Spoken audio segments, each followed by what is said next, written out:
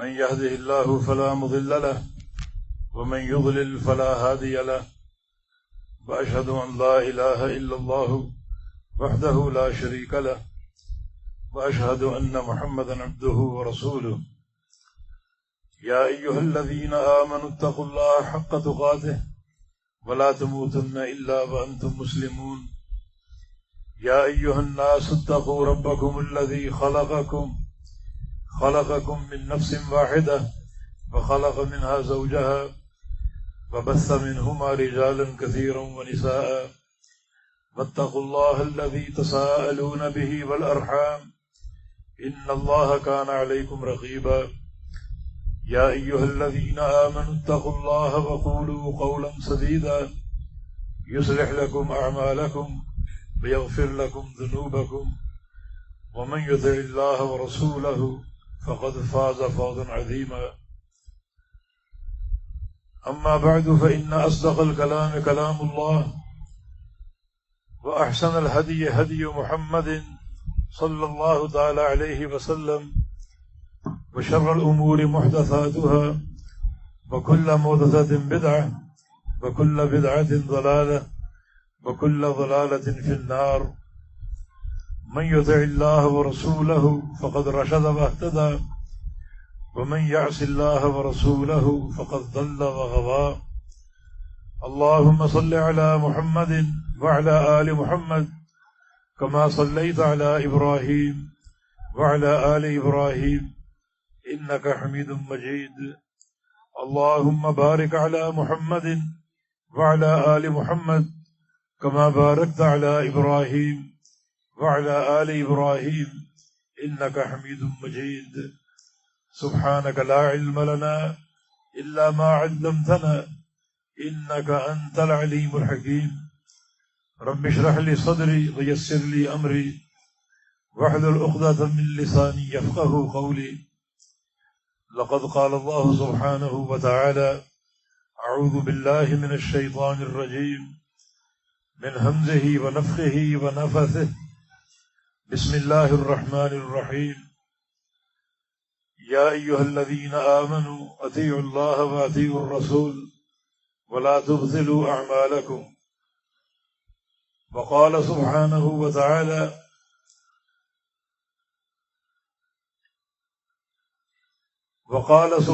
وتعالى فليحذر الذين يخالفون عن أمره أن تصيبهم فتنة أو يصيبهم عذاب أليم وقال رسول الله صلى الله تعالى عليه وسلم كل أمتي يدخلون الجنة إلا من أبى قيل ومن يأبى يا رسول الله صلى الله عليه وسلم قال من أطاعني فدخل الجنة ومن عصاني فقد أبى أو كما قال صلى الله تعالى عليه وسلم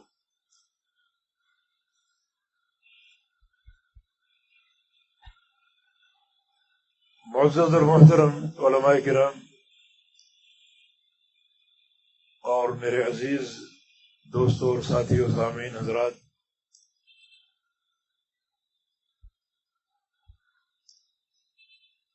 ایک عرصہ دراز کے بعد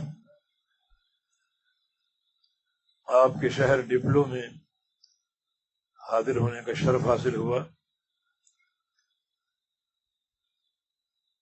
کافی مدت پہلے اپنے مربی، اپنے شیخ،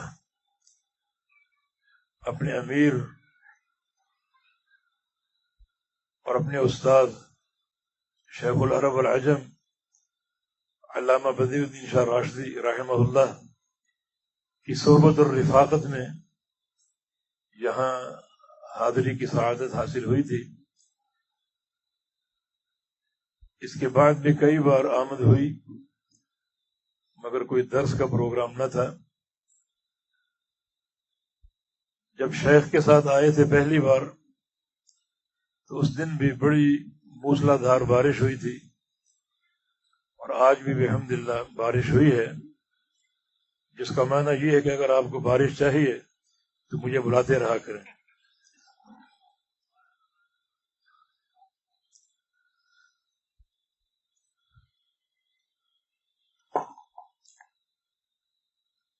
تقلید کے موضوع پر گفتگو کرنے کا حکم دیا گیا ہے۔ آئیے قرآن سے پوچھیں کہ اللہ تعالیٰ کیا چاہتا ہے۔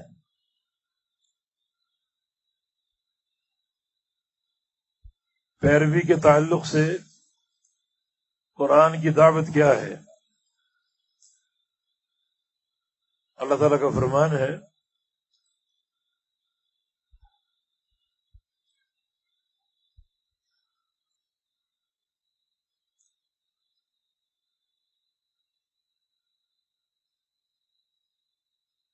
وَأَنَّ هَذَا صِرَاطِي مُسْتَقِيمًا فَاتَّبِعُوهُ وَلَا تَتَّبِعُوا السُّبُلَ فَتَفَرَّقَ بِكُمْ عَنْ سَبِيلِهِ کہ یہ میرا سیدھا راستہ ہے، اس راستے کی اتباع کرو۔ اور جو بہت سے مختلف راستے لوگوں نے بنا لیے ہیں، اپنا لیے ہیں، ان کی پیروی مت کرو، ورنہ صراط مستقیم سے دور ہو جاؤ گے، گمراہ ہو جاؤ گے اور بہک جاؤ گے۔ یہاں جو اسلوب کلام اس پر غور کیجیے، ایک حکم اور ایک نہیں، ایک ہی آیت کریمہ میں ایک حکم ہے اور ایک نہیں ہے۔ حکم کیا ہے؟ وَأَنَّ هَذَا صِرَاطِي مُسْتَقِيمًا فَاتَّبِعُوهُ، یہی میرا سیدھا راستہ ہے، اسی کی اتباع کرو۔ بڑا یہاں حسر کا انداز ہے،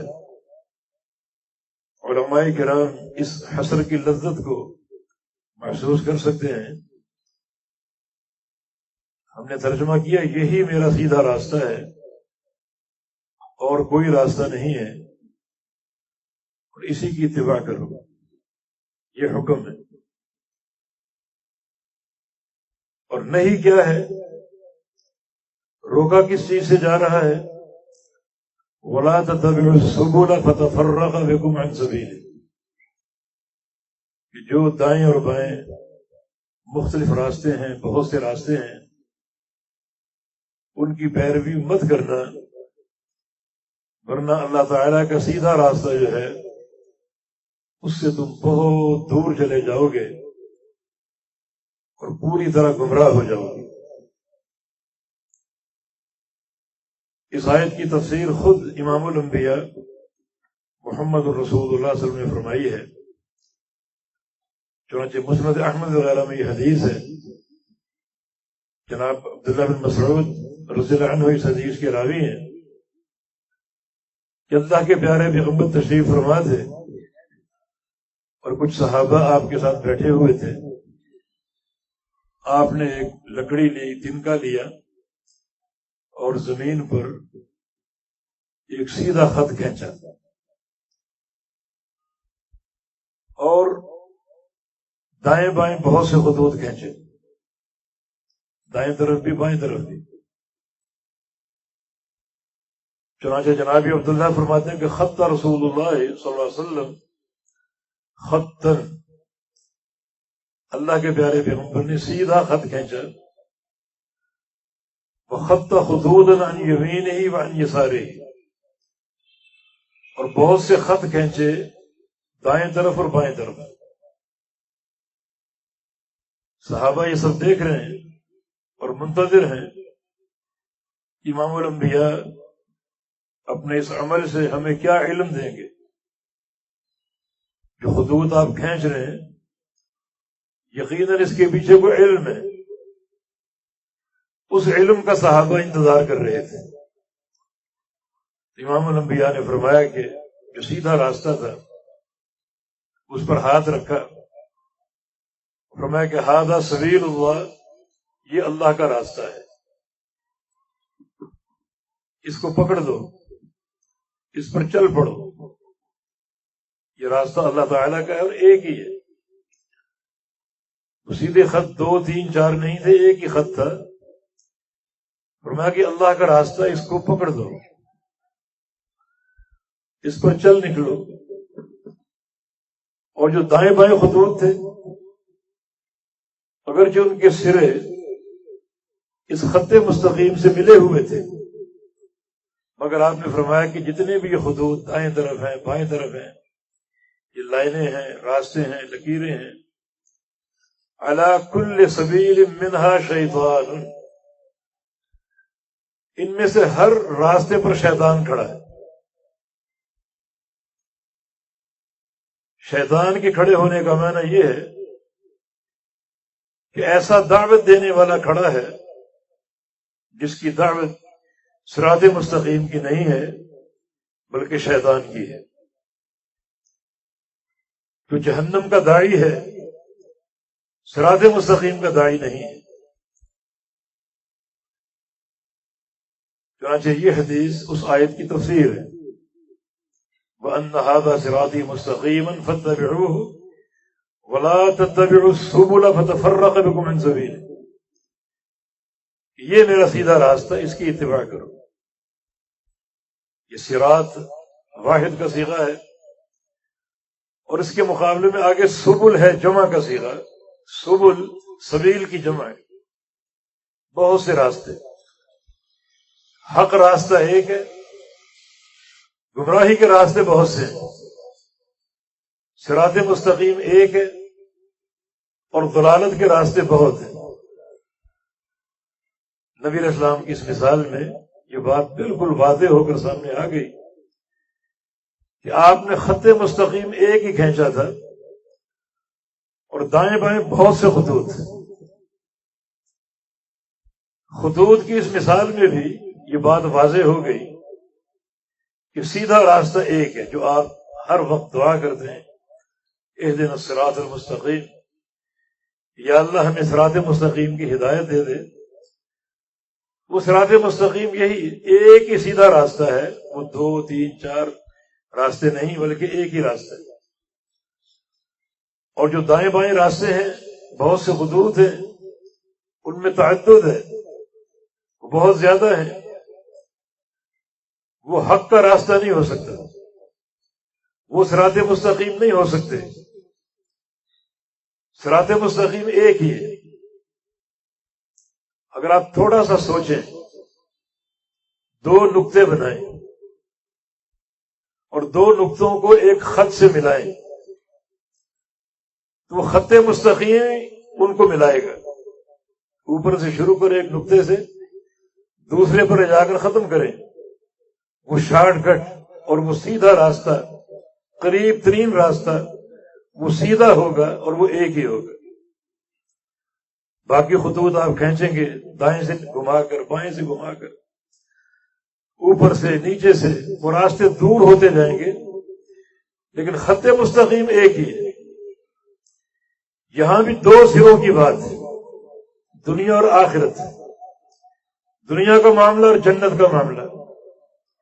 ایک نقطہ دنیا کا، دوسرا جنت کا ہے. ان 2 نقطوں کو ایک ہی سیدھا خط آپس میں جوڑے گا، ایک ہی سیدھا خط آپس میں ملائے گا. وہ 2 3 4 راستے نہیں بلکہ ایک ہی راستہ، اور وہ سیدھا راستہ ہوگا. یہ صراط مستقیم ہے. اسی کی دعوت رسول اللہ صلی اللہ علیہ وسلم نے دی، اور اس قرآن کی آیت میں اور نبی علیہ السلام کے اس فرمان میں، اس حدیث میں اسی صراط مستقیم کی دعوت ہے. معنی صراط مستقیم ایک ہی راستے کا نام ہے، اور اس پر قائم ہونے والا حقیقت میں صراط مستقیم پر قائم ہے.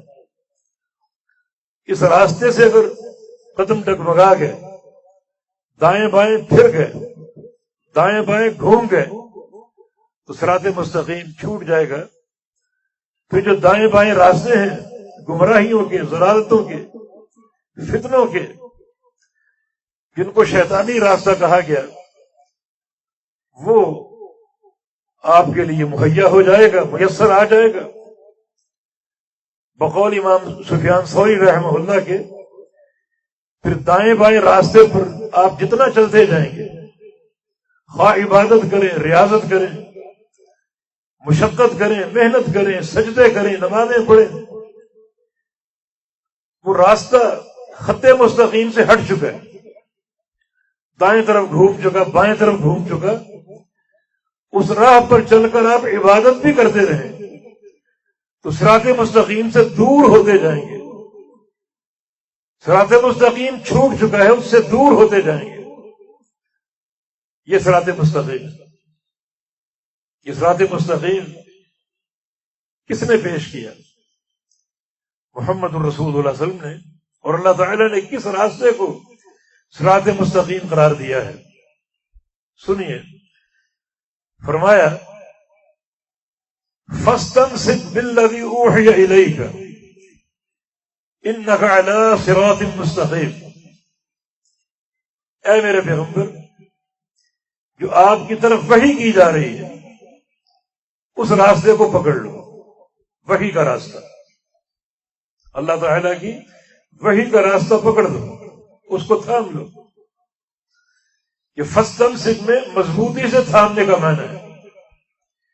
وَاعْتَصِمُوا یا تَمَسَّكُوا یا فَاسْتَمْسِكُوا، مضبوطی سے تھام لو. اس کا معنی قرآن میں موجود ہے کہ یا یحییٰ خذ الکتاب بقوہ، یحییٰ کتاب کو پکڑ لو قوت کے ساتھ.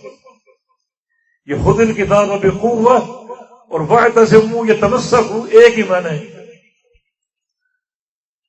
مزید تفصیل نبی علیہ السلام کی ایک حدیث میں ہے جس میں آپ نے فرمایا تھا کہ علیکم بسنتی وسنت الخلفاء الراشدین المہدیین تمسکوا بها وعضوا علیہا بالنواجذ. میری سنت کو پکڑ لو اور ایسا پکڑو کہ اسے اپنی داڑھوں میں دبا لو.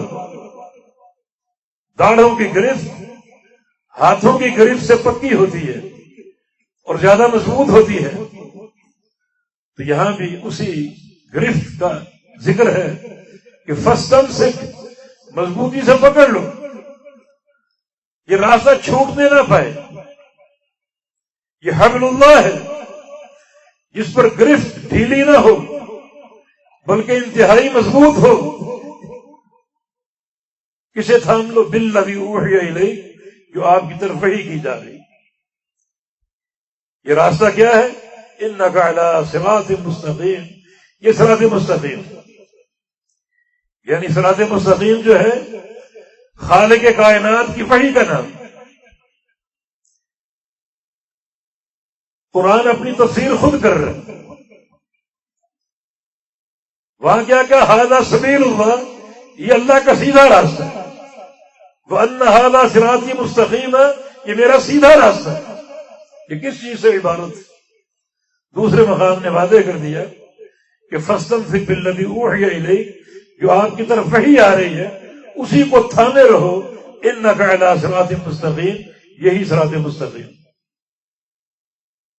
کچھ لوگ کہتے ہیں کہ یہ تھامنا تو علماء کے لیے، ہمارا کام علماء کی تقلید کرنا ہے، علماء کی پیروی کرنا ہے. نہیں، آگے پڑھو. وَإِنَّهُ لَذِكْرٌ لَكَ وَلِقَوْمِكَ، یہ نصیحت یعنی وحی کو تھامنے کی نصیحت، یہ آرڈر، یہ امر آپ کے لیے بھی ہے، یعنی محمد الرسول اللہ صلی اللہ علیہ وسلم کے لیے، وَلِقَوْمِكَ، اور آپ کی پوری امت کے لیے. علماء کے لیے نہیں، کسی مخصوص طبقے کے لیے نہیں، بلکہ پوری امت کے لیے یہ آرڈر ہے، نصیحت ہے کہ ہماری وحی کو تھام دو. اور آگے ایک تنبیہ موجود ہے، وَسَوْفَ تُسْأَلُونَ، یاد رکھو قیامت قائم ہونے والی ہے، ان قریب تم سے قیامت کے دن اس بارے میں سوال ہوگا کہ تم نے اس وحی کو تھاما یا نہیں تھاما.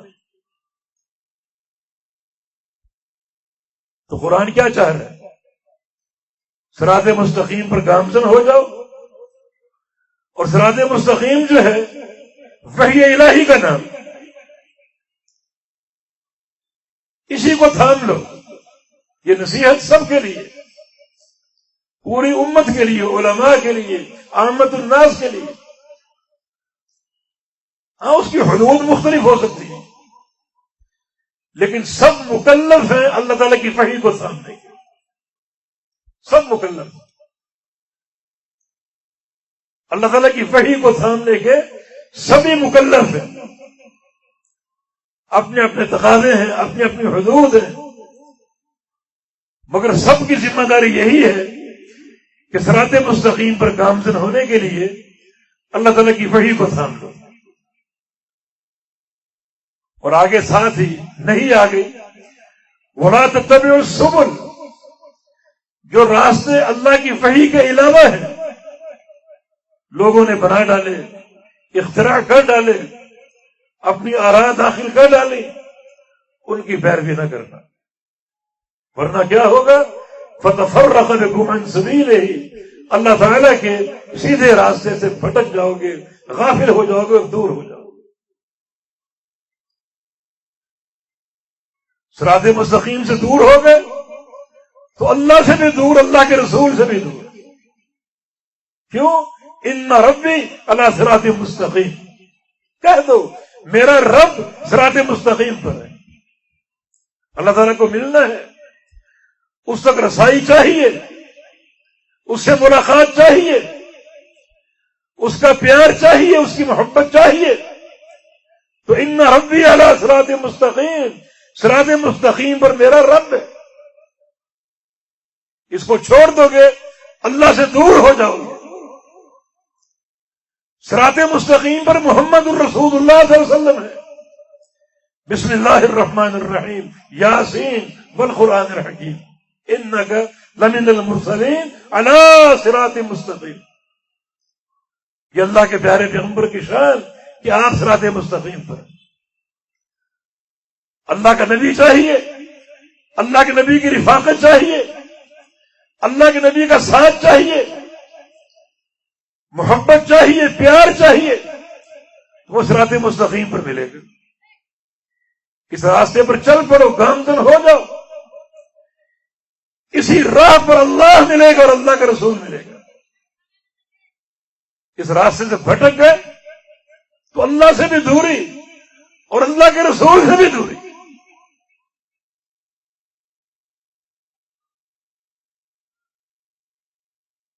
یہ ہے اس شریعت مطہرہ کی چاہت۔ یہ قرآن اللہ کے بندوں سے کیا چاہتا ہے؟ صراط مستقیم کیا ہے؟ وحی الہی کو تھامنا کیا ہے؟ اور وحی الہی کیا ہے؟ دو چیزوں کا نام۔ یہ ساری چیزیں قرآن خود بتا رہا ہے، یہ ساری وضاحتیں قرآن خود کر رہا ہے۔ ہم نے کتاب و سنت سے ہٹ کر کوئی بات نہیں کی۔ اللہ کی وحی کیا ہے؟ دو چیزیں۔ وَأَنزَلَ اللَّهُ عَلَيْكَ الْكِتَابَ وَالْحِكْمَةَ، اللہ تعالیٰ نے آپ پر دو چیزیں اتاری، قرآن اور حدیث۔ یہ اس خالق اور مالک کی وحی، قرآن نے خود واضح کر دیا کہ اللہ کی وحی کیا ہے، اللہ کی وحی سے کیا مراد ہے۔ یہ دو مصدر ہیں، قرآن اور حدیث، یہ اللہ کی وحی۔ خلاصہ کلام یہ ہوا کہ صراط مستقیم پر چلنا میری اور آپ کی ذمہ داری۔ صراط مستقیم پر اللہ بھی اور اللہ کے رسول بھی۔ صراط مستقیم اللہ کی وحی کا نام، اور اللہ کی وحی دو چیزوں کا نام ہے، کتاب و سنت اور قرآن و حدیث۔ اب آئیے تقلید کی طرف کہ تقلید میں یہ سب کچھ ملے گا۔ کیا تقلید صراط مستقیم ہے؟ کیا تقلید کی راہ پر اللہ اس کا رسول ہے؟ کیا تقلید کا راستہ جنت کا راستہ ہے؟ کیا تقلید کا راستہ کتاب و سنت کا راستہ ہے؟ آئیے اس پر بھی غور کر لیتے ہیں۔ تقلید لغوی معنی قلد فلان فلانا اے اتبعہ بلا تأمل۔ لغت کہہ رہی فلاں نے فلاں کی تقلید کی، یعنی فلاں نے فلاں کی پیروی کی بغیر سوچے سمجھے، بلا تأمل، بغیر سوچے سمجھے پیروی کرنا، یہ تقلید ہے۔ قلدہ کا ایک معنی آپ یہ کر سکتے ہیں کہ جعل القلادۃ فی عنقہ، قلدہ اے جعل القلادۃ فی عنقہ، فلاں کی تقلید کی معنی فلاں نے گردن پہ پٹا پہنا دیا اور اس نے پہن لیا۔ گردن پہ پٹا کون پہنتا ہے؟ کس کو پہنایا جاتا ہے؟ ظاہر ہے جانور کو، اور جانور بغیر سوچے سمجھے پیروی کرتا ہے، بغیر سوچے سمجھے۔ جانور کو آپ اس کا پٹا پکڑ لیں، رسی پکڑ لیں، ساتھ لے کے چل پڑے، وہ چل پڑے گا، اسے معلوم نہیں کہاں جا رہا، مجھے ذبح کرنے جا رہے ہیں یا بیچنے جا رہے ہیں، کھلانے جا رہے ہیں، پلانے جا رہے ہیں، کسی باڑے میں باندھنے جا رہے ہیں، اسے کچھ پتہ نہیں۔ بغیر سوچے سمجھے پیروی کرنا جانور کا فعل ہے، اور تقلید کا معنی یہی ہے، یعنی گردن پہ پٹا پہننا۔ صحیح بخاری میں باب قائم ہے تقلید الہدی کے نام سے، جانوروں کو پٹا پہنانا۔ اس کا تعلق حج سے ہے۔ اللہ کے پیارے پیغمبر صلی اللہ علیہ وسلم نے اپنے حج کے جانور کو اشعار بھی کیا اور قلادہ بھی پہنایا۔ اشعار کا معنی جسم سے کچھ بال جلا دیے، تھوڑی سی کھال اور تھوڑے سے بال جلا دیے، اور قلادہ پہنا دیا، یعنی جوتے وغیرہ یا کوئی بھی چیز، اس کا قلادہ، اس کا پٹا، اس کا ہار جانور کے گلے میں ڈال دیا۔ یہ ایک نشانی ہوتی تھی، جاہلیت کے دور سے چلی آ رہی تھی جانور کے ساتھ۔ یہ حج کا جانور ہے، حج کی قربانی کا جانور ہے۔ بعض اوقات جانور کھو جاتا، اونٹ کھو جاتا، پریشانی ہوتی، ملتا نہیں، اور سارے عرب جو ہیں وہ حج کے جانور کا احترام کرتے تھے۔ چنانچہ کوئی اونٹ اگر لاوارث ملتا، اس پر یہ دو نشانیاں ہوتی، گلے میں قلادہ ہے اور جسم کے کچھ بال جلائے ہوئے ہیں، وہ سمجھتے حج کی قربانی کا جانور۔ اس کو وہ لوٹتے نہیں تھے، بلکہ اس کو پکڑ لیتے اور مکہ کے راستے میں لے کر چلتے تاکہ اس جانور کو اس کے مالک کے سپرد کریں۔ یہ قلادہ، یہ تقلید ہے۔ شریعت میں تقلید کا اور کوئی معنی نہیں۔ بعض اوقات بڑی حیرت ہوتی ہے کہ اللہ تعالیٰ نے اتباع کا لفظ استعمال کیا، اطاعت کا لفظ استعمال کیا، تقلید کا لفظ کہیں استعمال نہیں کیا۔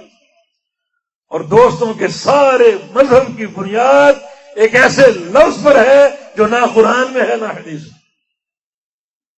ہماری بنیاد اطاعت پر ہے، اتباع پر ہے، اور اطاعت کا لفظ، اتباع کا لفظ قرآن پاک میں سینکڑوں بار استعمال ہوا۔ بقول شاہ ولی اللہ محدث دہلوی رحمہ اللہ کہ تقلید کا جو آغاز ہے اور اس کا شیوع اور ظہور ہے، یہ نبی علیہ السلام کے دور کے 400 سال بعد ہوا۔ تو 400 سال بعد ایک مذہب کی بنیاد ڈالی گئی ایک ایسے نام سے جس نام کا ذکر نہ پورے قرآن میں ہے نہ حدیث میں۔ اگر قلادہ یا تقلید کا لفظ حدیث میں موجود ہے، قلائد قرآن میں بھی ہے، تو گلے کے پٹے کے معنی میں ہے، پیروی کے معنی میں نہیں۔ اور یہ بڑی حیرت کی بات ہے، کچھ لوگوں کا پورا مذہب جو ہے وہ ایسے الفاظ اور اصطلاحات پر مبنی ہے جس کا کتاب و سنت میں کوئی ذکر نہیں۔ لفظ عشق، لفظ عشق صوفیاء کی یہ بڑی ایک مستعمل اصطلاح ہے، نہ قرآن میں نہ حدیث میں لفظ عشق، کتاب و سنت میں کوئی نام نہیں۔ اب محبت ہے، قل ان کنتم تحبون اللہ فاتبعونی یحببکم اللہ، محبت کی اصطلاح ہے، والذین آمنوا اشد حبا للہ یحبهم ویحبونہ، بار بار اس کا استعمال ہے محبت کا، عشق کا نہیں۔ لیکن پورے مذہب کی اساس عشق پر ہے۔ علماء لغت کہتے ہیں کہ عشق جو ہے یہ دماغ کے خلل کا نام ہے۔ تو بڑی حیرت کی بات، جو لفظ قرآن نے استعمال کیا، حدیث نے استعمال کیا، اس سے کیوں دوڑتے، کیوں بھاگتے؟ ایسے لفظ پر بنا کیوں قائم کرتے ہو جو پورے قرآن و حدیث میں کہیں نہیں؟ تصوف ہے، صوفی، صوفیت، صوفیاء اس کی جمع، کتاب و سنت میں تصوف اس معنی میں کہیں نہیں جس معنی میں اس اصطلاح کو لیا گیا۔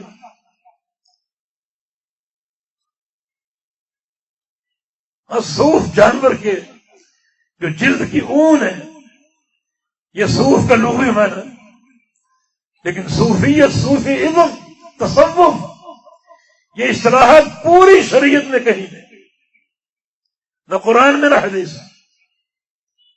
یہ بڑی حیرت کی بات ہے۔ قرآن میں تزکیہ، تصفیہ، قد افلح من تزکا، قد افلح من زکاہا، یزکیہم، یہ اصطلاح استعمال ہوئی، مگر تصوف کا لفظ کہیں استعمال نہیں ہوا۔ تو کتنی حیرت کی بات ہے کہ دوستوں کے پورے مذہب کی، عقیدے کی بنیاد ایک ایسا لفظ ہے جو نہ قرآن میں ہے نہ حدیث میں۔ لفظ تقلید، لفظ عشق، لفظ تصوف کتاب و سنت میں کہیں۔ اب شریعت کیا چاہتی ہے؟ اتباع، وَأَنَّ هَذَا صِرَاطِي مُسْتَقِيمًا فَاتَّبِعُوهُ۔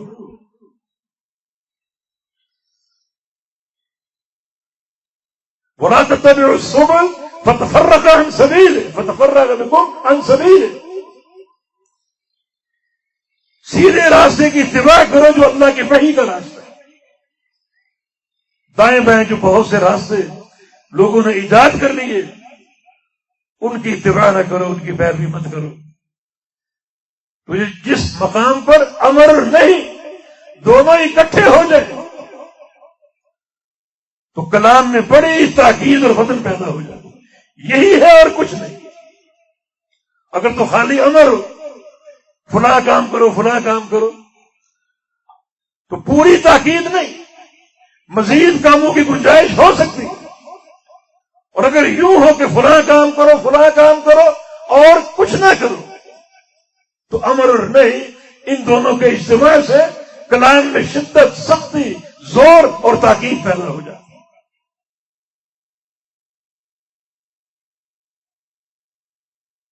ایک اور مقام، اتبعوا ما انزل الیکم من ربکم ولا تتبعوا من دونہ اولیاء۔ امر اور نہیں دونوں موجود، اتباع کرو۔ کس چیز کی؟ جو تمہاری طرف نازل کیا گیا تمہارے رب کی طرف سے۔ نازل کیا کیا گیا؟ وَأَنزَلَ اللَّهُ عَلَيْكَ الْكِتَابَ وَالْحِكْمَةَ، قرآن و حدیث، انہیں کی اتباع کرو۔ یہ سب کے لیے خطاب ہے۔ اتباع جمع کا صیغہ ہے، اور کوئی فرد اس سے مستثنا نہیں ہے۔ تبھی آگے نہیں آ گئی کہ اس کے علاوہ کسی کی اتباع نہیں کرے۔ اللہ تعالیٰ کی اتباع کرو، اطاعت کرو، یا اس کی وحی کی اتباع کرو، اس کے علاوہ کسی کی نہیں۔ اور لفظ اتباع بڑا جامع لفظ ہے۔ اتباع کا معنی کیا ہے؟ صحیح بخاری اٹھائیے، اس کا مادہ ہے تابعین۔ اس مادے سے ایک لفظ نکلا ہے طبیعہ، اور طبیعہ گائے کے بچے کو بولتے ہیں جس کی عمر 1 سال ہو۔ اس بچے کو دیکھو کس طرح اپنی ماں کی پیروی کرتا ہے، کس طرح لاڈ کرتا ہے، محبت کرتا ہے۔ جہاں وہ منہ ڈالے یہ بھی ڈالتا ہے، وہ تیز چلے یہ تیز چلتا ہے، وہ آہستہ چلے یہ آہستہ چلتا ہے، وہ بیٹھ جائے یہ بیٹھتا ہے۔ پوری اتباع، پوری پیروی۔ اسی سے اتباع کا لفظ ہے کہ پوری پیروی ہی قابل قبول ہوگی۔ آدھے تیتر آدھے بٹیر، کچھ وہاں سے لیا کچھ وہاں سے لیا، یہ دین نہیں ہے، یہ دین کی حقیقت نہیں ہے۔ پوری پیروی، اتباع۔ اتباع کا لفظ مکمل پیروی کا نام، ناقص پیروی کا نام نہیں ہے، ادھوری پیروی کا نام نہیں ہے۔ تو یہ وہ برگزیدہ اصطلاحات ہیں جو کتاب و سنت نے قائم کی۔ یہ کتاب و سنت کی چاہت ہے کہ لوگ کیا بنیں کیا کریں. اتبعوا ما انزل الیکم من ربکم، اللہ کی وحی کی پیروی کرو، سب اس بات کے مکلف ہیں. مگر اس کے مقابلے میں جو اصطلاح استعمال کی گئی وہ ان تمام تقاضوں کے خلاف ہے. وحی الہی کیا ہے؟ قرآن اور حدیث. تقلید کیا ہے؟ ایک ایسا راستہ جو دلیل سے عاری ہے. خود فقہاء نے، مقلدین نے جو تقلید کی تعریف کی، اخذ قول الغیر بلا حجت، کہ بلا معرفت دلیل ہی کسی غیر کی بات کو مان لینا دلیل کے بغیر، دلیل کو جانے بغیر، دلیل کو پہچانے بغیر، دلیل کا سوال کیے بغیر بس کسی کی بات کو لے لینا. اب تقلید کی تعریف بھی آ گئی اور اتباع کی آیتیں بھی آپ نے سن لی. کیا دونوں کے تقاضے ایک ہیں؟ قرآن تو دلیل کے ساتھ اتباع کا حکم دیتا ہے کیونکہ قرآن اور حدیث خود دلیل ہے. کتاب و سنت کی پیروی دلیل کی پیروی. قل ہاتوا برہانکم، سنت الہیہ ہے، دلیل پیش کرو. دلیل کی پیروی قرآن کی دعوت ہے. خود قرآن دلیل ہے. شہر رمضان الذی انزل فیہ القرآن ھدی للناس وبینات من الہدی. یہ قرآن کیا ہے؟ یہ ہدایت کے دلائل ہیں. بینات، بینہ کی جمع، قرآن جو ہے ہدایت کی دلیل ہے. قرآن کی آیت آ گئی، دلیل آ گئی. اس آیت کو لے کر کہنا کہ اس کی دلیل پیش کرو یہ کفر ہے. خود قرآن دلیل ہے. اللہ کا پیغمبر دلیل ہے. حتی تأتیہم البینہ رسول من اللہ. رسول من اللہ البینہ سے بدل واقع ہو رہا ہے. بینہ کون ہے؟ دلیل کون ہے؟ اللہ کا رسول دلیل ہے. اللہ کے رسول کی ذات دلیل ہے. اللہ کے رسول کی بات دلیل ہے. اللہ کے رسول کا عمل دلیل ہے. اللہ کے پیغمبر کا جاگنا دلیل ہے. اللہ کے پیغمبر کا سونا دلیل ہے. اللہ کے پیغمبر کا بولنا دلیل ہے. اللہ کے پیغمبر کا خاموش ہونا بھی دلیل ہے.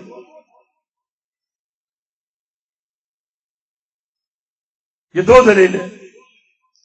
تو اتباع کا معنی دلیل کی پیروی اور تقلید کا معنی ایک ایسے راستے کی پیروی جو دلیل سے آ رہی ہے. یہ توافق کہاں ہے؟ یہ تو پرلے درجے کی مخالفت ہے. یہ تو اصولی طور پر دو راستے جدا ہو گئے. کتاب و سنت کا راستہ دلیل چاہتا ہے اور تقلید کا راستہ دلیل سے آ رہی ہے.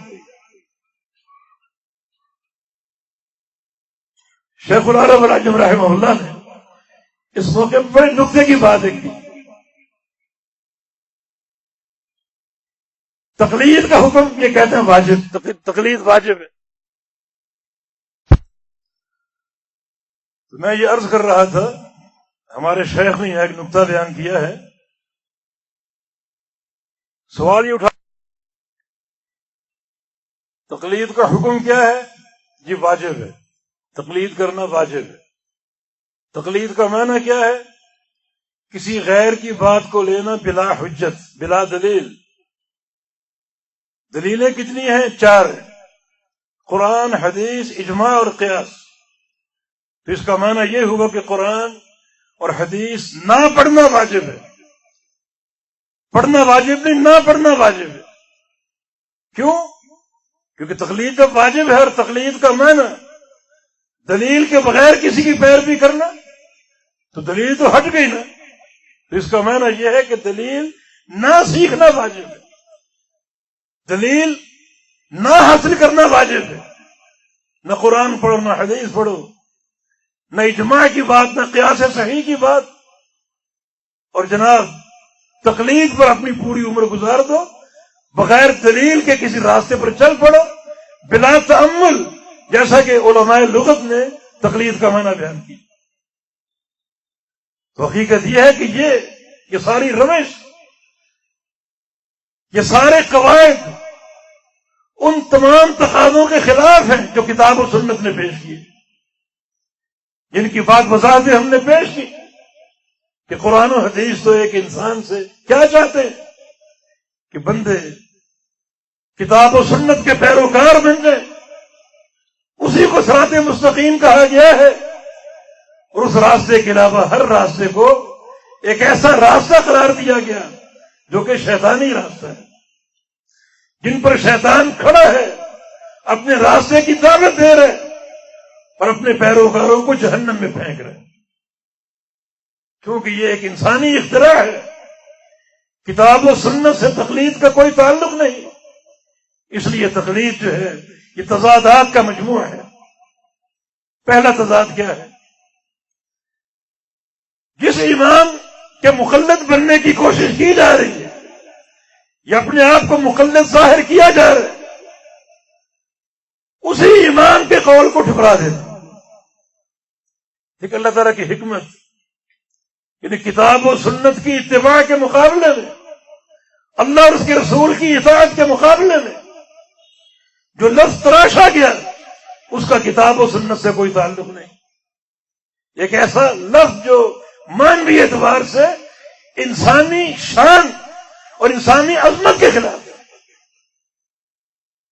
یہ تقلید کا معنی جانور کی طرح گلے میں پٹے ڈال کر بلا تأمل کسی کی پیروی کرو اور کسی کے پیچھے چل پڑو. اب عزت کس راستے میں ہے؟ اتباع اور اطاعت کے راستے میں یا تقلید کے راستے میں؟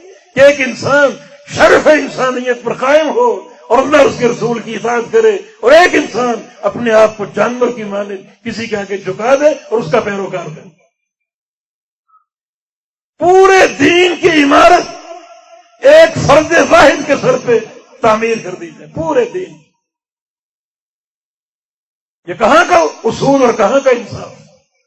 پورے دین کی عمارت ایک شخصیت کے سر پہ قائم کر دی اور کھڑی کر دی کہ میں تو امام ابو حنیفہ کا مقلد ہوں، میں تو امام شافعی کا مقلد ہوں، میں تو امام مالک کا مقلد ہوں، میں تو امام احمد بن حنبل کا مقلد ہوں. رحمہم اللہ تعالی ایک ہی شخصیت کا انتخاب کر کے، چناؤ کر کے، اور پورا دین اس کے سر پہ تعمیر کر دیا گیا.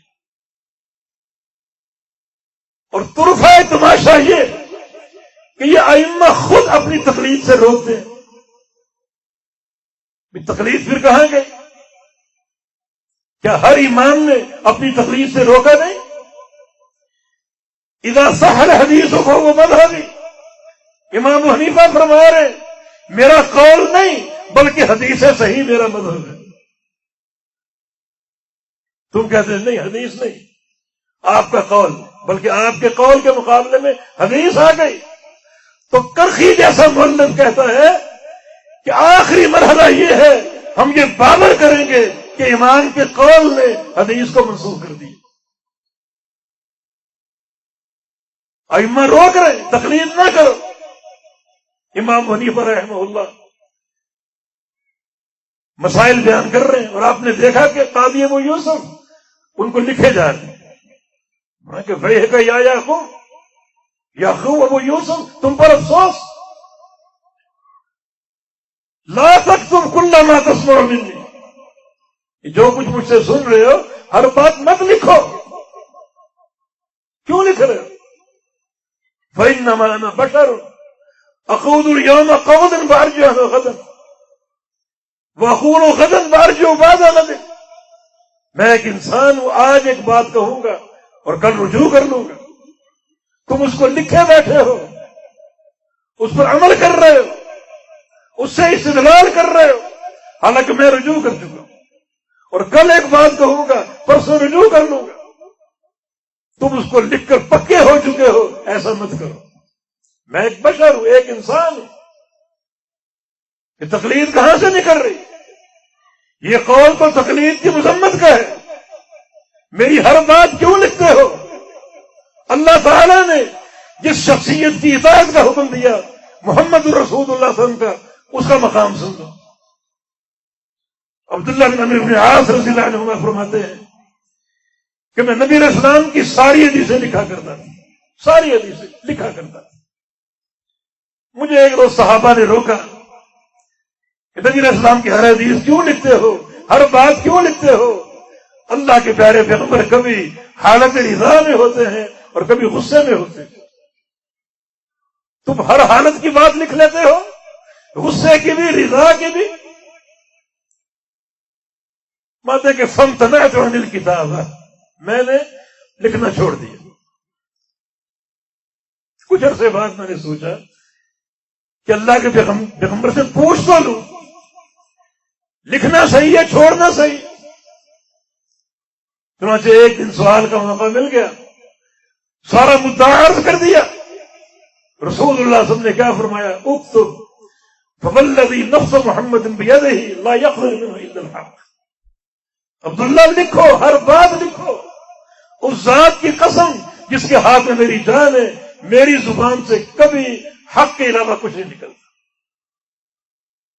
یہ وہ شخصیت ہے جس کی مطلقاً پیروی کا حکم، اور تم نے مطلقاً پورے دین کی عمارت جس شخصیت کے سر پہ کھڑی کی، وہ کیا فرما رہے؟ عبداللہ مت لکھو، میں ایک بشر ہوں، آج ایک بات کہوں کل رجوع کر لوں.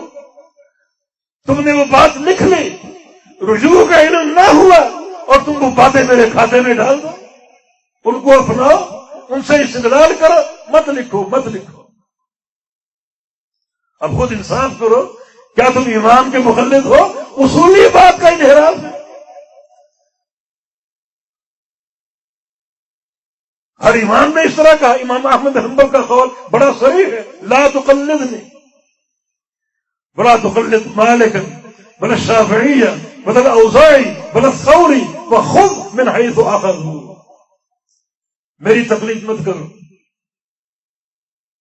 امام احمد فرما رہے ہیں امام اہل السنہ میری تقلید مت کرو. امام مالک کی تقلید مت کرو، امام شافعی کی تقلید مت کرو، محدث شام امام اوزاعی کی تقلید مت کرو، سفیان ثوری کی تقلید مت کرو. پھر کیا کریں؟ کیا کریں پھر؟ خود میں رہے تو اخذوا، دین وہاں سے لو جہاں سے انہوں نے لیا. امام مالک نے لیا، امام شافعی نے لیا، امام احمد نے لیا، امام اوزاعی نے لیا. جہاں سے انہوں نے دین لیا وہاں سے تم بھی دین لو، کسی کی تقلید نہ کرو. تو کتنا بڑا تضاد ہے. جن ائمہ کی تقلید کے دعوے ہیں وہ اپنی تقلید سے روک رہے. امام شافعی رحمہ اللہ فرماتے ہیں اگر کبھی تم پر ثابت ہو گئے کہ اللہ کے پیارے پیغمبر کی حدیث کے خلاف میرا قول ہے، میرا فتویٰ ہے، اسی دن اعلان کر دینا اور گواہی دے دینا کہ شافعی جو ہے وہ پاگل ہے. ایک شاگرد نے پوچھا تھا کہ آپ کا قول ہو اور حدیث رسول اس کے خلاف ہو تو ہم کیا کریں؟ حدیث کو لیں یا آپ کے قول کو لیں؟ ہم آپ کے شاگرد ہیں، آپ کے طلاب علم ہیں. امام شافعی کانپ اٹھے اور فرمایا ترانی خرجت من الکنیسہ علی النار. تم نے یہ سوال کیا حدیث کے خلاف میرا قول ہو، یہ سوال تم کر رہے ہو؟ مجھے کسی گرجے کی پیداوار سمجھتے ہو؟ کیا میں عیسائی ہوں، صلیب لٹکائے بیٹھا ہوں؟ میرے بارے میں کیا سمجھتے ہو کہ مسلمان نہیں ہوں، عیسائی ہوں میں؟ اگر کبھی یہ ثابت ہو جائے کہ اللہ کے نبی کی حدیث ہے، میرا قول اس کے خلاف ہے، فاشہد بان الشافعی کذاب عقل، گواہی دینا، اعلان کر دینا کہ شافعی تو پاگل تھا. امام مالک سے کہا گیا آپ کا موطا کیوں نہ اس کو دستور بنا کے نافذ کر دیا جائے، یہ ملک کا قانون ہو موطا امام مالک. فرمایا کہ نہیں، میں ایک بشر ہوں، صحت اور خطا دونوں امکان ہیں. بعض وقت مسجد نبی میں درس دیتے اور بے ساختہ یہ کہتے کہ ما من احد الا ويؤخذ من قوله ويرد عليه الا صاحب هذا القبر. کائنات میں کوئی بھی ہو، کوئی بات کہے، اس کی بات قابل قبول بھی ہو سکتی ہے اور قابل رد بھی ہو سکتی ہے، غلط بھی ہو سکتی ہے، درست بھی ہو سکتی ہے، سوائے اس شخصیت کے جو اس قبر میں مدفون ہے. اشارہ اللہ کے پیغمبر کی قبر کی طرف. اس ہستی سے کوئی خطا نہیں ہو سکتی، کوئی خطا نہیں ہو سکتی. اس کے علاوہ کوئی بھی ہو غلطی کر سکتا ہے. تو یہ وہ ائمہ کرام جن کی تقلید کی جا رہی، جن کے نام پر باقاعدہ مذاہب بنا لیے گئے، وہ تو روک رہے. تقلید کا معنی کیا ہوا؟ آپ تو ان کی نافرمانی کر رہے. اسی لیے وہ ایک محدث کا قول ہے کہ ایک مخلد نہ اللہ کا، نہ اللہ کے رسول کا، نہ اپنے امام کا. کیوں؟ اللہ فرما رہے اطیعوا اللہ فاطیعوا الرسول، اللہ کی اطاعت کرو، اللہ کے رسول کی اطاعت کرو. یہ کہتا نہیں امام کی کرو. رسول کیا فرما رہے؟ زبان حال سے فرما رہے کہ فاتبعونی، میری اتباع کرو. یہ کہتا ہے نہیں امام کی کروں گا. امام کیا فرما رہے؟ میری تقلید مت کرو. یہ کیا کہتا ہے؟ کروں گا. نہ اللہ کا، نہ اس کے رسول کا، نہ امام. یہ وفا تو ہے ہی نہیں. ایسا تضاد.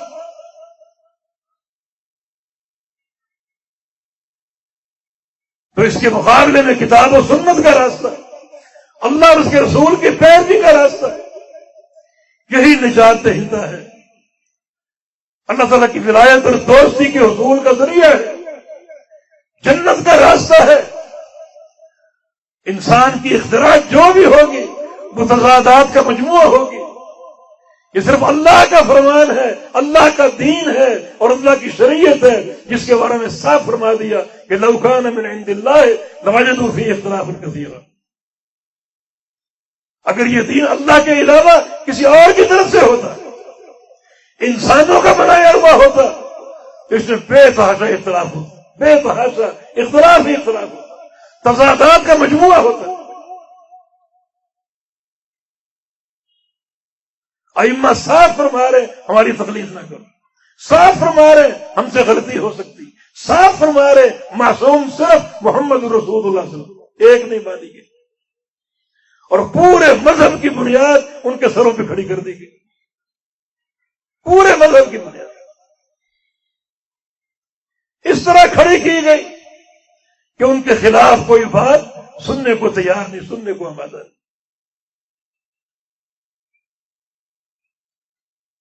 کتب فقہ آپ اٹھا کر دیکھ لیں، اللہ کے پیارے پیغمبر کے فرامین اٹھا کے دیکھ لیں، سینکڑوں مثالیں آپ کو ملیں گی کہ نبی علیہ السلام کی حدیث کی چن چن کے مخالفت کی، اور پوری علی وجہ البصیرہ علم کے ساتھ، جانتے بوجھتے ہوئے، حق واضح ہونے کے باوجود. دیکھیے تقریر ترمذی مولانا محمود الحسن، ان کی املا ہے، یہ ان کی تعریف ہے. ایک مسئلے پر بحث کرتے ہیں، مسئلہ ہے خیار مجلس کا، کہ دو شخص ہیں، ان کے بیچ ایک سودا ہو رہا ہے، ایک خریدار اور ایک بیچنے والا. سودا طے ہو گیا، قیمت طے ہو گئی، دونوں وہاں موجود ہیں، اٹھے نہیں، گئے نہیں، وہاں موجود ہیں. اب دونوں میں سے کوئی اس سودے کو واپس کر سکتا ہے، فسخ کر سکتا ہے. نبی علیہ السلام کی حدیث ہے کہ جب تک وہاں موجود ہیں، جدا نہیں ہوئے، اس وقت تک سودا فسخ کرنے کا اختیار ہے. البیعان بالخیار ما لم یتفرقا، دو خرید و فروخت کرنے والے، انہیں واپس کرنے کا اختیار ہے. کب تک؟ جب تک جدا نہ ہو جائے. ہاں سودا ہو گیا، ایک نے پیسے دیے، دوسرے نے مال لیا، دونوں اپنے گھروں میں چلے گئے، روانہ ہو گئے. اب اختیار نہیں، اب اختیار نہیں. ہاں اگر کوئی فریق واپس کرنا چاہے، دوسرا فریق اخلاقاً اسے قبول کر لے، یہ الگ بات ہے، لیکن قانونی طور پہ اختیار نہیں. یہ اختیار کب تک ہے؟ جب تک وہاں موجود ہے. نبی علیہ السلام کی کئی احادیث اس موضوع پر موجود ہے. اب آئیے فقہی قول کہ جو ہی سودا ہو گیا، ایک نے بیچا، ایک نے خریدا، اگر جب ہم بیٹھے ہوں، واپس کرنے کا اختیار باطل. اب نہ خریدار واپس کر سکتا ہے اور نہ ہی بیچنے والا. بات ہو چکی، جو قول و قرار تھا وہ ہو چکا، اگرچہ وہاں بیٹھے ہیں، موجود ہیں، سودا واپس نہیں کر سکتے۔ اب اس پر بحث ہوتی، دلائل پیش کی، امام شافعی کا مذہب، امام حنیفہ کا مذہب، دلائل پر گفتگو ہو رہی، آخری فیصلہ سنی، الحق والانصاف ان الترجیح للشافعی۔ حق اور انصاف تو یہ ہے، اس مسئلے میں ترجیح امام شافعی کو ہے، امام شافعی صحیح ہے، امام حنیفہ غلط ہے، امام شافعی کا قول راجح ہے اور امام حنیفہ کا قول مرجوح ہے۔ حق و انصاف تو یہ ہے اعتراف حق، اعتراف حق۔ حق و انصاف تو یہی ہے کہ شافعی کا قول درست ہے، ہمارے امام کا قول غلط ہے، ولکن نحن مقلدون یجب علینا تقلید امامنا، مگر چونکہ ہم اپنے امام کے مقلد ہیں، ہم پر امام کی تقلید واجب ہے، جو راجح قول ہے، صحیح قول ہے، احادیث کے مطابق ہے، اس کو چھوڑنا واجب ہے، اور جو غلط قول ہمارے امام کا، اس کو اختیار کرنا واجب ہے، کیونکہ ہم ان کے مقلد۔ یہ تقلید کا شاخصانہ، پوری بصیرت کے ساتھ حق کو سمجھتے ہوئے، جانتے ہوئے حق کو ٹکرا دینا۔ حدیث کیا کہتے ہیں؟ اللہ کے پیغمبر کا فرمان کیا ہے؟ لن يدخل الجنة من كان في قلبه مثقال حبة خردل من الكبر۔ جس شخص کے دل میں ایک رائی کے دانے کے برابر تکبر ہوگا، وہ جنت میں داخل نہیں ہو سکے گا۔ ایک رائی کے دانے کے برابر کبر ہوگا، تکبر ہوگا، جنت میں داخل نہیں ہو سکے گا۔ صحابہ نے کہا المرء يحب ان يكون ثوبه حسنا ونعله حسنة، یا رسول اللہ صلی اللہ علیہ وسلم، ہر شخص کی یہ خواہش ہے اچھا کپڑا پہنے، اچھے جوتے پہنے، اچھا لباس پہنے گا تو بڑائی کا احساس تو پیدا ہوگا، اور آپ نے فرما دیا کہ بڑائی کا احساس اگر ایک رائی کے دانے کے برابر ہو، جنت میں داخل نہیں ہو سکے گا، تو کون جنت میں جائے گا؟ فرمایا اچھا پہننا، اچھے جوتے، اچھا لباس، یہ تکبر نہیں ہے، یہ جمال ہے، یہ خوبصورتی ہے جو اللہ کو پسند ہے۔ ان اللہ جمیل یحب الجمال، اللہ خود جمیل ہے اور جمال پسند کرتا ہے۔ ان اللہ یحب اذا انعم على عبد ان يرى اثرها علیہ، اللہ تعالیٰ کی یہ محبت ہے، اللہ چاہتا ہے کسی بندے کو نعمت دے، اس نعمت کے آثار بندے پر دیکھے۔ مال دیا ہے تو مال کے آثار بھی نظر، اچھا کھا رہا ہو، اچھا پہن رہا ہو، اچھی گاڑی ہو، اچھی سواری ہو، اچھا گھر ہو، اللہ چاہتا ہے۔ یہ تحدیث ہے نعمت، یہ تکبر نہیں ہے۔ پھر تکبر کیا ہے؟ فرمایا کہ تکبر دو چیزوں کا نام، الکبر بطر الحق۔ تکبر یہ ہے حق واضح ہو جائے اور اس کا انکار کر دے، حق سمجھ آ گئی یہ حق ہے، یہ کتاب و سنت ہے، اس کا انکار کر، اس کو مانتا نہیں، نہ حق کو قبول کر لے، حق کو چھوڑ دے، ٹکرا دے۔ فرمایا کہ یہ کبر ہے، یہ کیفیت اگر ایک رائی کے دانے کے برابر ہوگی، جنت کا داخلہ حرام۔ کیا انجام ہوگا ان لوگوں کا جو سینکڑوں اقوال امام کو قبول کرتے ہیں حدیث کے مقابلے۔ ہمارے شیخ کی کتاب ہے فقہ و حدیث، ذرا پڑھ کے دیکھیے، جس طرح بچے آپس میں پتنگوں کے پیچ بناتے ہیں، اس طرح پیچے پڑے ہوئے قرآن و حدیث اور قول امام کے درمیان، ایک پتنگ امام صاحب کی اور ایک یہ حدیث کی صورت میں باقاعدہ پیچے پڑے ہوئے، اور سینکڑوں مثالیں شیخ نے پیش کی، سینکڑوں مثالیں، یہ حدیث ہے اور یہ قول امام، حدیث کو ٹھکرا دیا گیا اور قول امام کو لے لیا گیا۔ اعتراف اور اقرار کے باوجود جو ہم نے مثال پیش کی ہے، اس میں اعتراف کیا ہے، حق و انصاف تو یہ ہے ہمارے امام کا قول غلط ہے، صحت کے خلاف ہے، مگر چونکہ ہم مقلد ہیں امام کے قول کو نہیں چھوڑ سکتے۔ یہ البحر الرائق ذمی کے مسئلے پر بحث ہے، یہ کنز الدقائق کی شرح۔ ذمی وہ شخص ہے جو ہماری سلطنت میں رہتا ہے، کافر ہے، عیسائی ہے، ہندو ہے، یہودی ہے، ہماری سلطنت میں رہتا ہے، اگر ہمارے قانون کا احترام کرتا ہے، جو ہمارے قانونی تقاضے ان کو پورا کرتا ہے اور جزیہ ادا کرتا ہے، اسے ہم رکھ سکتے ہیں، پناہ دے سکتے ہیں. لیکن کچھ امور ایسے ہیں جن سے ذمی کا ذمہ ٹوٹ سکتا ہے. اس پر بحث ہے کہ ذمی جو موجود ہے ہمیں پیسے بھی دیتا ہے، ہمارے قوانین کا احترام بھی کرتا ہے، لیکن ایسی کوئی حرکت کر بیٹھا، اس حرکت کی بنا پر اس کا ذمہ ٹوٹ سکتا ہے. مثلا کسی مسلمان عورت سے زنا کر لیا، اس کا ذمہ ٹوٹ جائے گا. احناف کہتے ہیں نہیں. اس طرح کی کئی مثالیں پیش کی. ایک مسئلہ سب النبی صلی اللہ علیہ وسلم کا، ہمارے مملکت میں رہتا ہے اور ہمارے پیغمبر کو گالی دیتے، جمہور کا موقف یہ ہے کہ اس کا ذمہ ٹوٹ جائے گا. اب اس کی حفاظت ہم نہیں کریں گے، اس کو سزا دیں گے، اس کا ذمہ ٹوٹ جائے گا. اب مؤلف کا فیصلہ سنو کہ باقی مسائل تو چھوڑو، باقی باتیں تو چھوڑو. جو نبی علیہ السلام کو گالی دینے کا معاملہ ہے، قلب المؤمن یمیل الی رأی المخالف.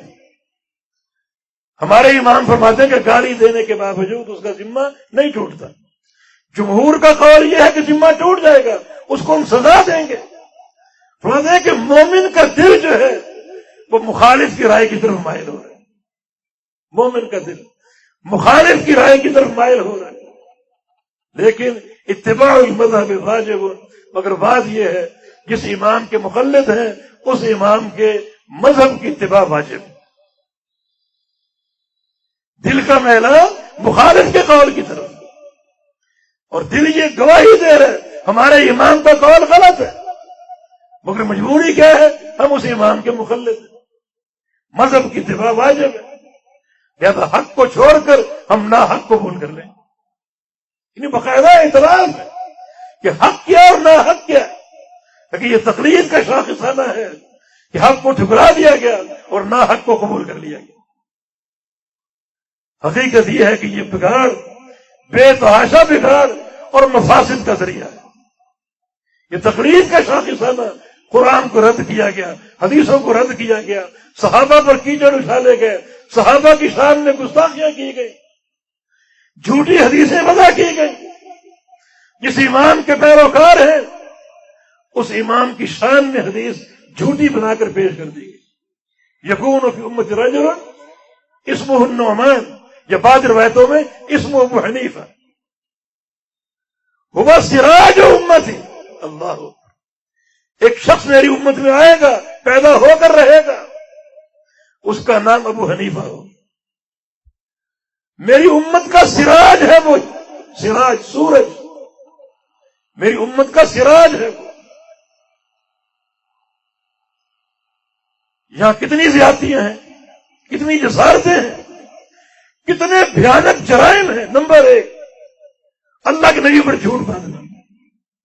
نبی علیہ السلام کی حدیث نہیں ہے، مکذوب ہے، مختلف ہے، جھوٹی حدیث ہے، گھڑی گئی، بنائی گئی، کوئی سند نہیں.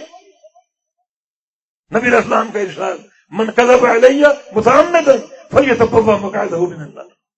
جو شخص مجھ پر جان بوجھ کے جھوٹ باندھے، جان بوجھ کر وہ جھوٹی روایت میری طرف منسوب کر دے، وہ قیامت کا انتظار نہ کرے بلکہ دنیا میں طے کر لے کہ جب قیامت قائم ہوگی میرا ٹھکانہ ہے ہی جہنم، اور میں نے کہیں جانا ہی نہیں، جہنم ہی میں جاؤں گا. قیامت کا انتظار نہ کرے، دنیا میں طے کر لے میرا ٹھکانہ جہنم. یہ بھیانک جرم ہے. دوسرا جرم کیا ہے کہ اس جھوٹی حدیث میں امام صاحب کو جو لقب دیا گیا وہ لقب اللہ کے پیغمبر کے ساتھ خاص ہے. امت کے سراج محمد الرسول اللہ صلی اللہ علیہ وسلم ہے، سورج محمد الرسول اللہ صلی اللہ علیہ وسلم ہے. انا ارسلناک شاہدا ومبشرا ونذیرا وداعیا الی باذنہ وسراجا منیرا. اللہ کا حبیب سراج ہے. سراج کا معنی کیا ہے؟ سراج کا معنی یہ ہے کہ یہ سورج جب طلوع ہوتا ہے، آپ ایک میدان میں بیٹھے ہیں، آپ اپنی موم بتی جلا کر بیٹھے ہو، اپنا چراغ جلا کر بیٹھے ہو، کیا یہ جائز ہوگا؟ آپ کو عقل مند کہا جائے گا؟ بھئی سورج کی دھوپ موجود ہے اور دھوپ میں آپ چراغ جلا کر بیٹھے ہو. لالٹین جلا کر بیٹھے، بتی جلا کر بیٹھے، سورج کی دھوپ کی موجودگی میں اس بتی کا، اس اگربتی کا، اس موم بتی کا کیا استعمال؟ اللہ کے پیارے پیغمبر کی نبوت کا سورج طلوع ہو چکا، ساری لالٹینیں، ساری بتیاں بجھ جائیں گی، باطل ہیں، کوئی جل نہیں سکتی اور کوئی برقرار نہیں رہ سکتی۔ یہ خوبی تو اللہ کے پیارے پیغمبر کی، یہ خوبی اپنے امام صاحب کو دے دی گئی کہ وہ سراج، امت کے سراج ہے۔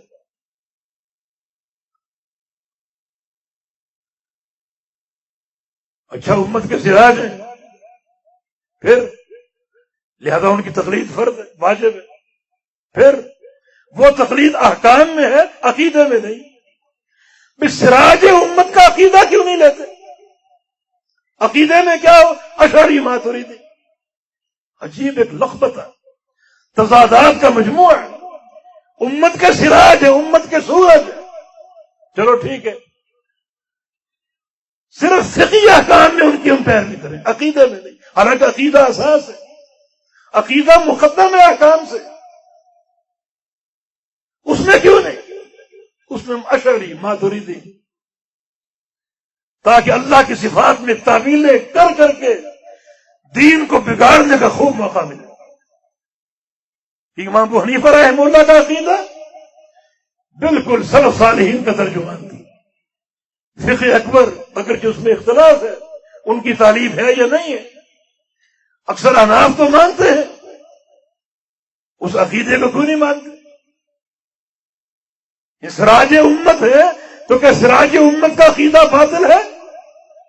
پھر پوری پیروی کرو، عقیدے میں بھی، احکام میں بھی۔ یہ احکام میں ہمارے امام ہے، عقیدے میں امام وہ نہیں، وہ نہیں، کیوں نہیں؟ عجیب لخبطہ ہے یہ عجیب ایک تعارض اور تضاد ہے۔ ایک طرف یہ شان بیان ہو رہی ہے، جھوٹ بولا جا رہا ہے، دوسری طرف سراج امت کا عقیدہ ٹھکرایا جا رہا ہے۔ ٹی وی کی اسکرین پر کیا لوگوں نے باتیں نہیں کی؟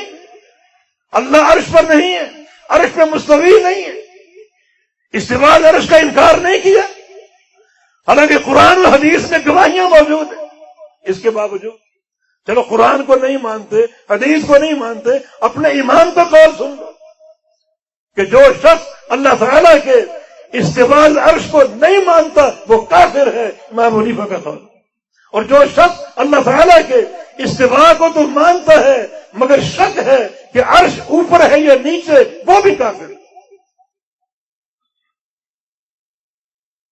تو پھر یہ کیسا سراج امت ہے جس کے عقیدے کو قبول کرنے پر آمادہ نہیں ہو اور تیار نہیں؟ یہ تقلید کا شاخسانہ تھا، صحابہ پر چرا، ابو ہریرہ غیر فقی، انس بن مالک غیر فقی، امیر معاویہ، ان سے بدعات کا ارتکاب ہوا، نعوذ باللہ۔ ابو بکر صدیق وہ مثل ابو حنیفہ، ابو بکر صدیق اس امت کا سب سے افضل انسان، ابو حنیفہ جیسا ہے، سلمان فارسی، اس کو صحبت کا شرف ہے، مگر علمی اعتبار سے امام ابو حنیفہ سلمان فارسی سے بہتر اور افضل ہے۔ یہ صحابہ کی شان بیان ہو رہی ہے۔ کئی صحابوں کو مجہول تک قرار دے دیا گیا، کئی صحابہ اور صحابیات کو مجہول تک قرار دے دی گئی، چرا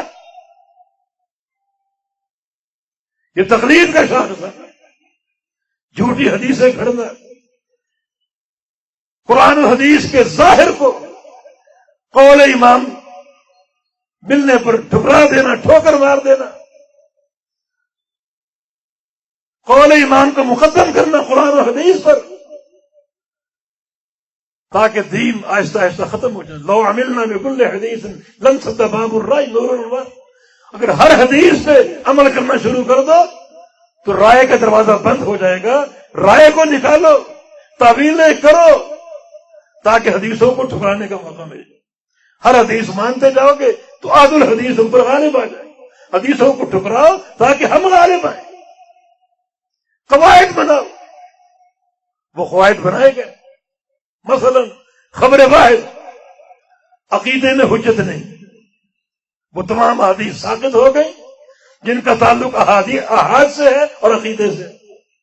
خبر واحد احکام میں حجت نہیں، وہ تمام احادیث ثابت ہو گئی جن کا تعلق احکام سے ہے اور وہ احاد سے ہے.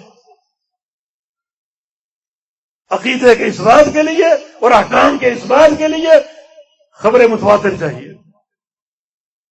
یہ تقسیم سلف کے دور میں نہیں تھی، یہ تقسیم بعد کی پیداوار، بلکہ حدیث متواتر کا وجود صحابہ اور تابعین کے دور میں نہیں تھا، یہ تو بعد میں نکلی. اللہ کے پیارے پیغمبر کی کسی حدیث کو اگر 100 صحابہ نے سنا، ٹھیک ہے سن لیا، اب وہ پھیل گئے، کوئی شام چلا گیا، کوئی بصرہ چلا گیا، کوئی کوفہ چلا گیا، کوئی مدینہ، کوئی مکہ اور کوئی مصر، پھیل گئے. سنی 100 صحابہ نے، اب پھیل گئے. اب جو صحابی مثال کے طور پہ بغداد گیا، اس نے جا کر وہ حدیث سنائی، اہل بغداد کے لیے اس صحابی کی حدیث حجت ہے یا نہیں؟ حالانکہ خبر واحد ہے، موضوع عقیدہ ہو، احکام ہو. اس دور میں کبھی یہ پوچھا ہی نہیں گیا، یہ سوال اٹھا ہی نہیں، احادیث کو قابل قبول قرار دیا گیا. اب بعد کا دور آیا، مکتبات بن گئے، کتابیں شائع ہوئیں، کتابیں مشہور ہوئیں. اب باحثین، محققین ان کتابوں سے حدیثوں کو تلاش کر رہے ہیں. پتہ چلا ایک حدیث ہے فلاں صحابی سے مروی، فلاں صحابی سے مروی، فلاں صحابی سے مروی. تحقیق کرتے کرتے 70 صحابہ سے ثابت ہو گئی، اب یہ متواتر بنی.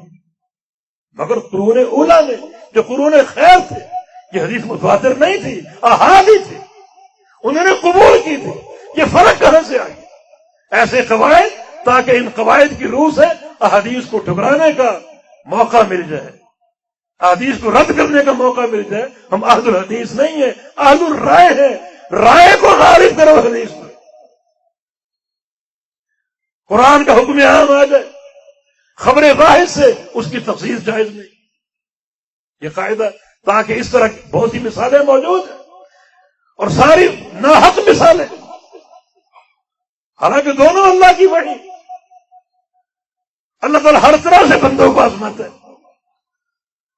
یہ قواعد کیوں ہیں؟ تاکہ حدیثوں کو رد کرنے کا موقع ملے. الآیتان اذا تعارضتا تساقطتا، کتنا بھیانک جرم ہے. قرآن کی 2 آیتیں آپس میں اگر متعارض ہوں، ٹکرا جائے، دونوں ساقط ہو جائیں گی. 2 حدیثیں آپس میں ٹکرا جائے، دونوں ساقط ہو جائیں. کیا ٹکرانا ممکن ہے؟ بالخصوص قرآن میں. لو کان من عند غیر اللہ لوجدوا فیہ اختلافا کثیرا. غیر اللہ کی طرف سے ہوتا بڑا اختلاف ہوتا. یہ قرآن تو اللہ کی طرف سے، یہ کیسے ٹکرائے گا، کیسے اختلاف ہوگا؟ مگر قاعدہ ہے 2 آیتیں ٹکرا جائے، دونوں ساقط، دونوں گر جائیں گی. یعنی 2 چیزیں، 2 جرائم ہیں. ایک یہ کہ قرآن میں اختلاف ممکن ہے، اور نمبر 2 یہ کہ قرآن کی آیتوں کا ساقط ہونا بھی ممکن ہے. یہ سب تقلید کا شاخ ہے. یہ تقلید کی بنیاد پر یہ تعصبات ہیں، یہ اصول بنائے گئے، قوانین تراشے گئے. اور اس سب کے مقابلے میں حق کیا ہے؟ شریعت کی چاہت کیا ہے؟ کتاب و سنت کی دعوت کیا ہے؟ وَأَنَّ هَذَا صِرَاطِي مُسْتَقِيمًا فَاتَّبِعُوهُ وَلَا تَتَّبِعُوا السُّبُلَ فَتَفَرَّقَ بِكُمْ عَنْ سَبِيلِهِ. یہ میرا سیدھا راستہ، ایک ہی راستہ، اس راستے کے پیروکار بنو، باقی راستوں کو چھوڑ دو، ورنہ بھٹک جاؤ گے، بہک جاؤ گے اور گمراہ ہو جاؤ گے. تو آئیے حق کے راستے کی طرف، کتاب و سنت کی طرف، قرآن و حدیث کی طرف، اللہ اور اس کے رسول کی طرف. یہ کامیابی کی اساس ہے، کامیابی کی بنیاد ہے، اللہ پاک کی محبت کی بنیاد ہے. قُلْ إِن كُنتُمْ تُحِبُّونَ اللَّهَ فَاتَّبِعُونِي يُحْبِبْكُمُ اللَّهُ. اگر اللہ کی محبت کے طلبگار ہو تو اللہ کی محبت کا حصول ایک ہی راستے پر ممکن ہے، اور وہ میری اتباع کا راستہ ہے. سارے راستے چھوڑ دو، میری اتباع کے راستے کو اختیار کر لو. وَإِنَّهُ مَن يَعِشْ مِنكُم بَعْدِي فَسَيَرَى اخْتِلَافًا كَثِيرًا. یہ تو ایک لازمی موقع امر ہے. اختلافی امور میں کوئی دوسرا راستہ ہے ہی نہیں. اختلافی امور میں صرف اللہ کے حبیب کی اتباع کا راستہ، اللہ تعالیٰ کی وحی کا راستہ. اور آج ہر مسئلے میں اختلاف ہے. اللہ کی توحید میں اختلاف، عقیدے میں اختلاف، نمازوں میں اختلاف، حج میں اختلاف، روزوں میں اختلاف، ہر مسئلے میں اختلاف. وہ کسی نے کہا اتفاق ہے تو ایک ہی مسئلے پر ہے، اور وہ یہ ہے کہ اتفاق نہیں کرنا. اس پر سب متفق، بس اختلاف ہی کرنا ہے. اس پر سب متفق. باقی ہر مسئلہ میں اختلاف. بھائی اختلاف جب رونما ہو جائے تو شریعت کیا کہتی ہے؟ فَمَا اخْتَلَفْتُمْ فِيهِ مِنْ شَيْءٍ فَحُكْمُهُ إِلَى اللَّهِ. تمہارا کسی مسئلے میں اختلاف ہو فیصلہ اللہ کرے گا، فیصلہ اللہ کا رسول کرے گا. لیکن یہ مقلد اس بات پر جمع ہوئے ہیں اختلافی مسائل میں فیصلہ ہمارا امام ہی کرے گا. ایک حنفی ہے تو امام ابو حنیفہ فیصلہ کریں گے، شافعی ہے امام شافعی فیصلہ کریں گے. حالانکہ یہاں تو امر متعین ہے. اختلافی امور میں دوسرا راستہ ہے ہی نہیں، اللہ ہی فیصلہ کرے گا یا اللہ کا رسول فیصلہ کرے گا. فلا وربک لا یؤمنون حتی یحکموک فیما شجر بینہم. یہ لوگ اس وقت تک مومن ہو ہی نہیں سکتے جب تک اپنے اختلافات میں آپ کو حاکم نہ مان لیں. یعنی محمد رسول اللہ صلی اللہ علیہ وسلم آپ کو حاکم نہ مان لیں. اب اختلافات تو ہیں، کسے حاکم بناؤ گے؟ اپنے امام کو یا محمد رسول اللہ کو؟ اگر امام کو بناؤ گے تو قرآن کہہ رہا ہے کہ مومن نہیں ہو سکتے. مومن کب ہوں گے؟ جب محمد رسول اللہ صلی اللہ علیہ وسلم کو حاکم بنائیں. بلکہ حاکم بنانا اور پھر آپ سے فیصلہ کروائیں تب مومن ہوں گے. حاکم بنا لیا، مان لیا، فیصلہ کروا لیا، مومن ہوگا نہیں. اس کو قبول بھی کرے. کتنی تاکید ہے. چلو حاکم مان لیا، فیصلہ بھی کروا لیا، قبول بھی کر لیا، اب مومن ہوگا نہیں. آپ کے فیصلے کو سن کر اپنے دل میں ایک ذرہ برابر کھٹک اور تنگی بھی محسوس نہ کرے تب مومن. وَيُسَلِّمُ تسلیما. اس کو دل کی گہرائیوں سے قبول کر لے، تسلیم کر لے کسی شک و شبہ کے بغیر، تب مومن ہوں. اور یہاں معاملہ بالکل برعکس ہے. ہر مذہب کا امام یہ چاہتا ہے، ہر مذہب کا بندہ، کہ جو میرے امام کا قول ہے وہی فیصلہ. کتاب و سنت کا رجوع نہیں. یہ ایک جرم ہے، بھیانک جرم ہے. یا راستہ متعین ہے، اختلافات کا ایک ہی حل ہے اور وہ اللہ اور اس کا رسول. ان کو حاکم مان لو، ان سے فیصلہ کراؤ اور اس کو قبول کرو. اور ایسا قبول کرو کہ دل میں کوئی شک، کوئی تنگی، کوئی کھٹک اور کوئی خلجان محسوس نہ کرو. تب مومن ہو. تو بڑا حساس مسئلہ ہے. اللہ اور اس کے رسول کی اطاعت کی طرف آ جاؤ. ایک ہاتھ میں کتاب اللہ، ایک میں سنت رسول اللہ. اللہ کے پیارے پیغمبر فرما گئے کہ ترکت فیکم امرین، دو چیزیں چھوڑ کر جا رہا ہوں، جب تک ان کو تھامے رہو گے گمراہ نہیں ہوگے. اور وہ دو چیزیں کیا ہیں؟ کتاب و سنت. ان دو چیزوں کی حقیقت کیا ہے؟ دوسری حدیث ترکتکم علی البیضاء لیلھا ونہارھا سواء. ایک روشن چمکدار واضح راستہ دے کر جا رہا ہوں جس میں کوئی تاریکی نہیں، کوئی خفا نہیں، کوئی ابہام نہیں. اتنا واضح راستہ ہے کہ اس راستے کی رات بھی دن کی طرح اجلی اور روشن. یہ حق ہے. باقی حق کے سوا جو بھی ہے ان کو شریعت نے ظلمات کہا ہے. ظلمات. اللہ ولی الذین آمنوا یخرجهم من الظلمات الی النور. ظلمات جمع کا صیغہ اور نور واحد کا. مخالف راستے، باطل راستے بہت ہیں اور وہ ظلمات ہیں. حق کا راستہ ایک ہے اور وہ نور ہے. اللہ جن لوگوں سے دوستی کر لے ان کو ظلمات سے نکالتا ہے اور نور کی طرف منتقل کر دیتا ہے. باطل راہوں سے بچاتا ہے.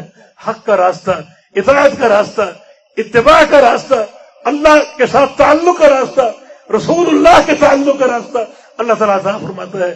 پورے صدق کے ساتھ اس پر وہ قائم ہو جاتے ہیں. اور یہ خالق کائنات کی ولایت اور محبت اور دوستی کا راستہ ہے، اہل جنت کا راستہ ہے جس کو اختیار کرنا ضروری ہے. اللہ پاک مجھے اور آپ کو توفیق عطا فرما دے. اقول قولی ھذا واستغفر اللہ لی ولکم واخر دعوانا الحمد للہ رب العالمین.